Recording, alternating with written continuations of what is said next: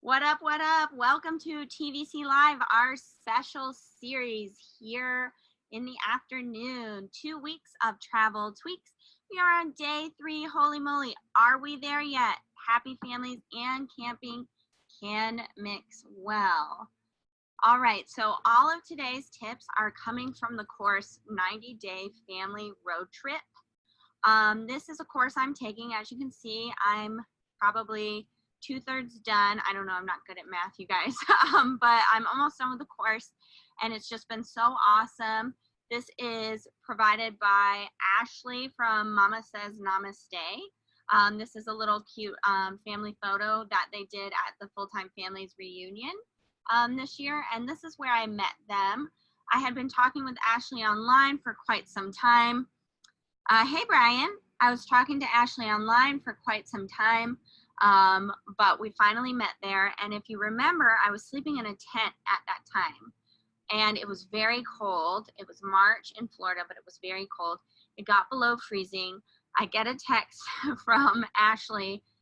Hey, girl, I have a truck camper if you want to sleep in it. Because obviously they don't travel in a truck camper, but they have one for her office they have just bought. And she was like, please come and sleep. And I said, well, Mama didn't raise no fool. I'm going to come and sleep in your truck camper. So super nice. I've been going through the course, and I just want to share some of the most relevant things that have come from taking Ashley's course. So let's get into it. Also, if you're catching the replay or watching live like Brian, say hello, tell me where you're coming from, hit the like button, the love button, whatever you feel, and also put hashtag, you guys, I'm a cool kid now, remember, hashtag excited in the comments below. I thought this cute little family twin gif would be awesome for today. Aren't they so cute? I just want to, let me just blow them up, because look how cute those are. We're so excited.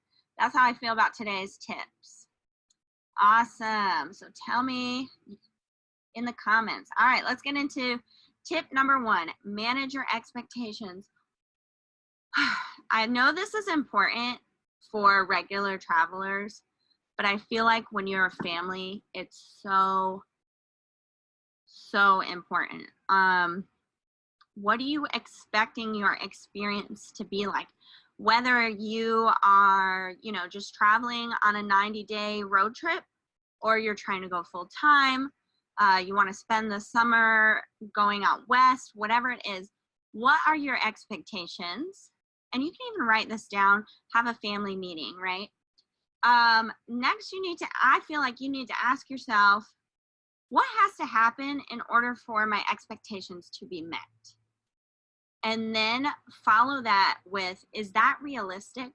So for me, when we first started out, my expectation was that we were gonna just travel every couple weeks. We could go 300 miles in a day. Everyone would be happy.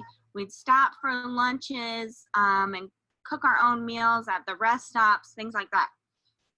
Ed's expectations were totally different. He wanted to travel more often, more quickly. He came from a military background. Let's just say that. So, once he has the destination, once he has the mission, he's on the mission, right? And so he wants to get to wherever we're going as fast as possible. Those were his expectations.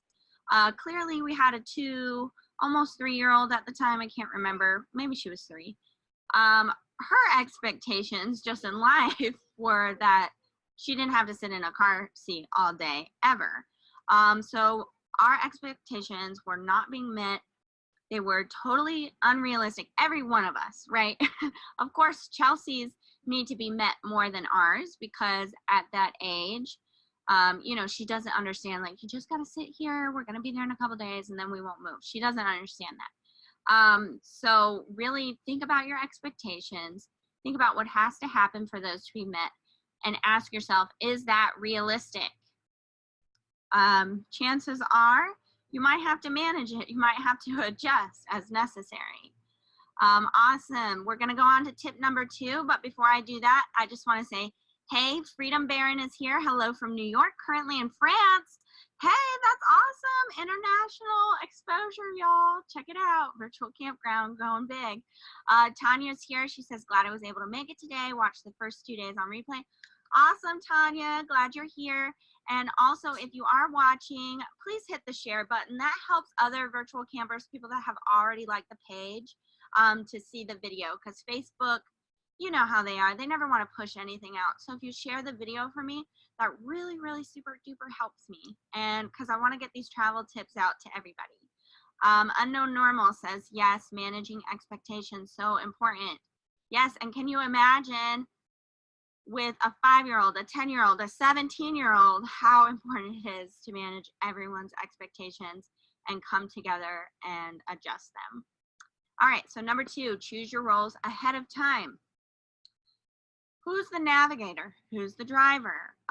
Who's watching the kids while you're packing up? All these are roles that are wicked important. I know for me, on travel day specifically, I'm the person cleaning up inside, you know, going through, making sure everything's secure, etc.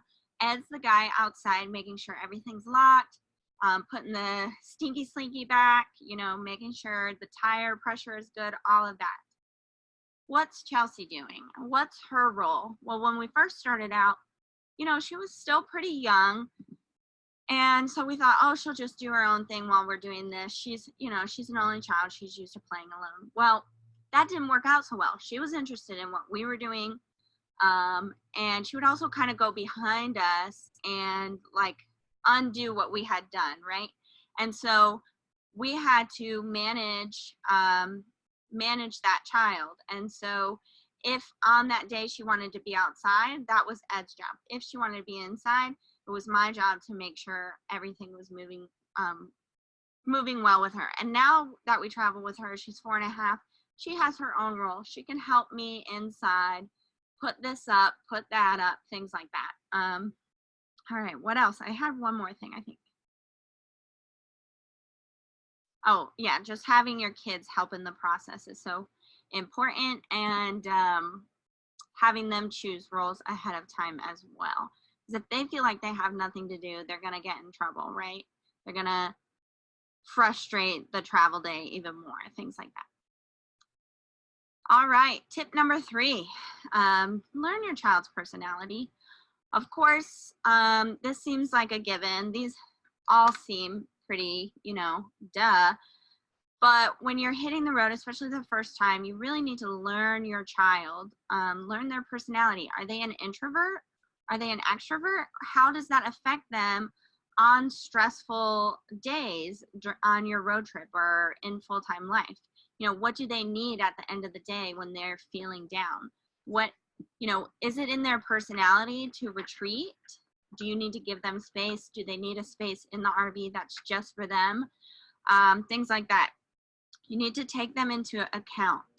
Play on their strengths. If they are an extrovert, you know, perhaps they can rally the other kids to go to the playground and play while mom and dad are trying to set up, things like that. I have one more thing. Oh, also when you learn your child's personality, and this is something that I love about Ashley, and she does so well in her course and her coaching and all that, is learning your child's personality helps you learn how to motivate them. I'm a performer. I think I've already said that in this talk. And so when someone gives me a job and says, you know, it's really important you get this done, this is a vital role, I'm going to be like, oh, booyah, got it, mom. You know, let me show you how it's done. My sister, on the other hand, if you told her that, she would laugh in your face. That's not what motivates her. She might be more motivated as a child with something extrinsic, like, you know, you can go for a bike ride after, or, you know, you can have the bedroom all to yourself for 2 hours to watch a movie, something like that. So learning your child's personality really helps you learn how to motivate them, how to get them on board for this family travel in the first place. All right. And remember, all of this comes from Ashley's awesome course. I'm not selling it today or anything. I just wanted you guys to know that Ashley's cool. She's wicked awesome. She's got some great stuff. She's over at Mama Says Mama Stay. So tomorrow we are going to do 2 weeks of travel tweaks, day 4. Woohoo! And this one is titled, I put the sing in single, how to travel solo, baby. Obviously, I don't know much about that, so I am going to be sharing tips from other people as well. But I'm super excited about day 4, and I will see you back here tomorrow, same time. Thanks, guys.